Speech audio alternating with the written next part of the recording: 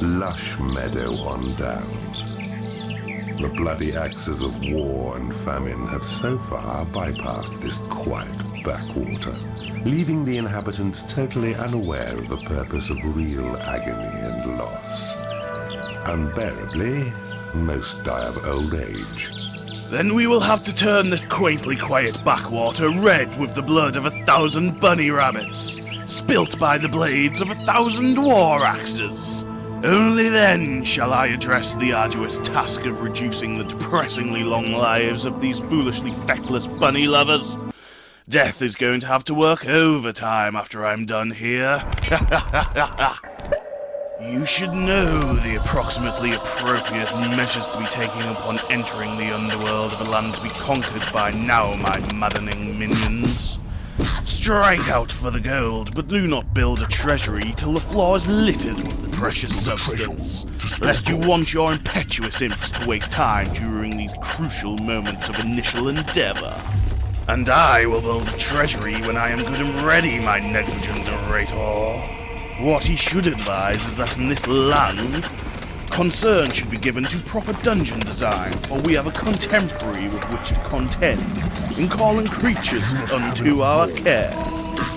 For in this land we find ourselves at loggerheads with another of my iridescent ilk. The wretched fool sits cool on the other side of a languid lake of lava, content to sit in contempt at my attempts to lament the continued existence of ancient precedents held in sacrosanct covenant by both good and evil, that you and I, my murderous minions, will issue an annulment to, in an attempt to cement the end of an arrangement, and the beginning of an enforced enrollment to an everlasting and evilly efficient era of enlightenment. Oh, how tantalizingly touching of those spineless soothsayers that I communed with a few lands back.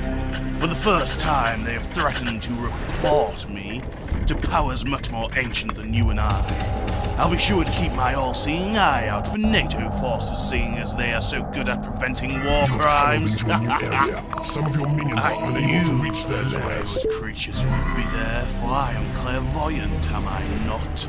How else would I know that you just checked your Facebook tab? That was frightful, now wasn't it, my marish minions? If I could sit, then I would currently be sat in a quietly confident manner of malcontent, as I postulate on the motivations of the filigreed fool who so precariously dares to oppose me. You see, I am to be the dungeon keeper, as I am already well versed in the black art of dungeon design, given my predilection of 5x5 rooms, ease of movement, striking out for the strategically important first, and most importantly, proper physical motivation for my careless creatures. It just so happens that I am also motivated by a burning righteousness to change evil for the best. But what of my contemptuous contemporary? I have a beguiling inclination that my not-so-eminent enemy's motivation is one of greed. Greed for gold. As I construct a repository of knowledge with which to lure in the recalcitrant researchers of reviled revelations, I cannot help but reflect upon my own collection of revelations as known as memories. For I remember when my obnoxious opponent was but a blob of potential anthropomorphic personification in the mantle of the planet, when I too was but a potential bundle of evil. Even then he drifted towards globules of gold in the magma of the mantle like a hero drawn to my treasury. And just like the hero, 'twas to his doom. For while he fixated on financial dreams of dire splendor, I delved deeper in determination to deepen my dark knowledge of what it is to be a dungeon keeper. And what I learned that day is why I can speak to you today, my mercurial minions.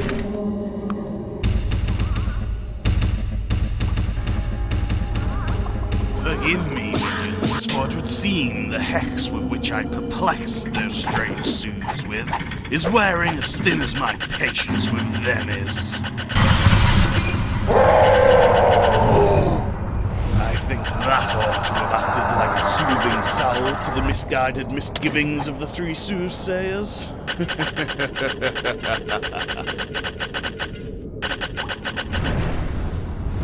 It would seem the mental fortitude of those sooths is as fickle as the French, for they thought they could withhold the location of two special boxes of York from me, undoubtedly in the hopes our avarice antagonist would find them first. That is so incredibly incredulous it has indelibly imprinted itself on my mind, and I am inclined to do the impossible and make it an imperativeness of impetuousness, to indemnify thyself by leaving the ingrained impression of impressively imminent death upon their minds. Speaking of imminent death, it would seem my predilection to prediction has provided fruit of a sweetly succinct vindication, and leads me to the proclamation that my grubbily greedy opponent will soon find absolution and alliteration. For he has done naught but line his treasure with gold, judging by that lowly level 1 spider who sauntered on by. If the reckless fool thought he could play it cool by foregoing the training of his creatures in favor of making his treasury bulge with a bribe of biblical proportions, then I will take delight in bringing to light the plight he finds himself in, when he will finally face my steadfast might, and I will leave him to take flight through his destroyed dungeon forevermore.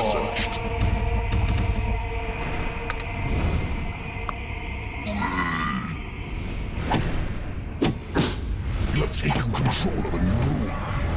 A prison, you say, my nascent narrator? How painfully pointless, for I have already decided to pursue a path of death for all those foolish enough to align themselves with such a manifestly inferior manifestation of evil anthropomorphic personification such as thy opponent. However, my murderous minions, the prison is a very useful room to have when we heroes are just begging to shed their bodies and serve you forever in skeleton warrior form. They can also serve as a useful holding pen for creatures who think you are not performing as admirably as me, or even just because they looked at you wrong. But in all seriousness, my silly minions, they are great for turning boring beetles and frivolous flies into savage skeletons for use against your enemies. But I have not the time to wait for my infestation to die of starvation and be reborn as avatars of annihilation for the obliteration of my enemy draws closer. I do, however, have time to dispense some physical chastisement with which to ensure the correct levels of motivation in thy creatures.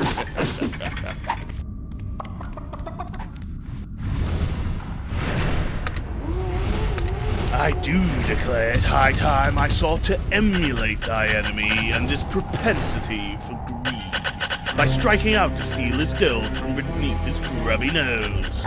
Maybe that will fire his ire and tempt him into retaliation, although I highly doubt that he would relish such an invitation. You do not have enough gold.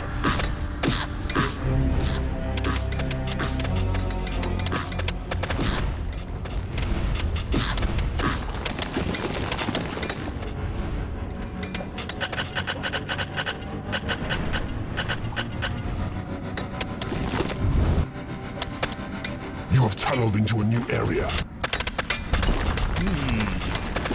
It would seem even I underestimated the capacity for rapacity of thy unsightly opponent's greed. Your creatures are I sense it will soon be time to issue a call to arms. Suddenly I feel like a small child before Christmas, who just saw the first flake of snow drift serenely down from a sky that promises a white Christmas. Oh, the anticipation is killing me. But my creatures will be the ones to kill thy enemy. Your creatures have been blessed with experience. A new spell has been researched. There is nothing left to research. Your creatures are attacking the enemy. Your creatures are under attack. It is payday. battle. Of course they are! Not only have they been properly trained, but it would seem my sensationally superior dungeon design has ensured a numerical advantage over my money-orientated inferior. It would appear that this is going to be an unstoppable march straight to the heart of my enemy, in more ways than one. Too easy, my murderous minions.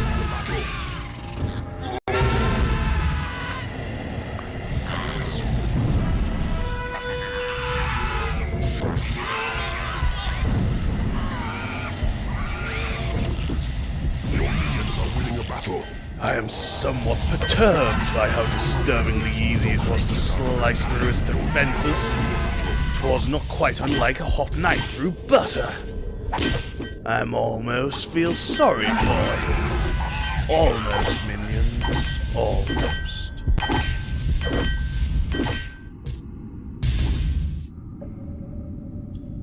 Your creatures are attacking the enemy. Your minions are winning a battle.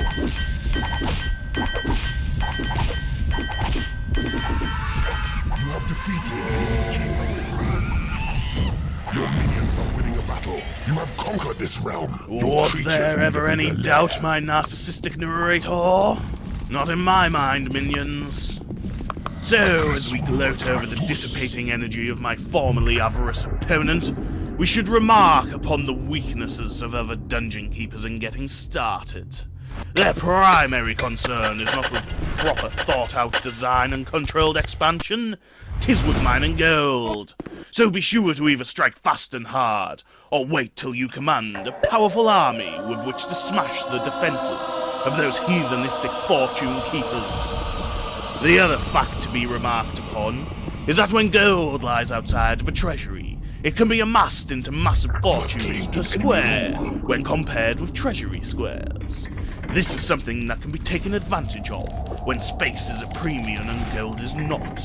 Now, my mercurial minions, we are done here.